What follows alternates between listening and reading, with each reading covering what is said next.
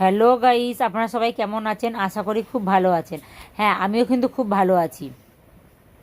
এই দেখুন, আজকে আমরা চলে এসেছি চক্রতীর্থে, মানে মানে শ্রীমতীর মঠও অনেকে বলে। তো শ্রীমতীর মঠেও চলে এসেছি।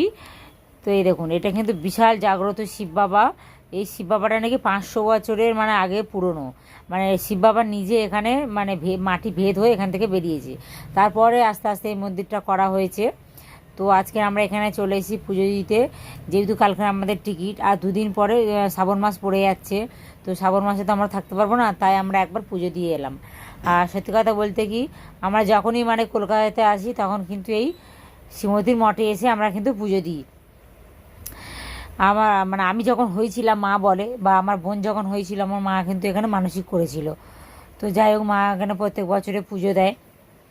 আর এই দেখুন, এই জায়গাটা বিশাল বড়, কি বলবো। এই দেখুন, বাবার এই পুকুর, এই পুকুরে কিন্তু অনেকে সবাই স্নান করে পুজো দেয়। তো গাইছে, একবার সবাই বলো হর হর মহাদেব। আর এই মহাদেবের কাছে কিন্তু যে যা চায় তার মনের কামনা অবশ্যই পূর্ণ হয়। আর যেহেতু এই এখন শ্রাবণ মাস চলছে, ভিডিওটা কয়েকদিন আগে করেছিলাম, তো এখন আপলোড দিচ্ছি। সো বাই গাইজ, দেখা হচ্ছে নেক্সট একটা ব্লগে। ততক্ষণের জন্য ভালো থাকুন।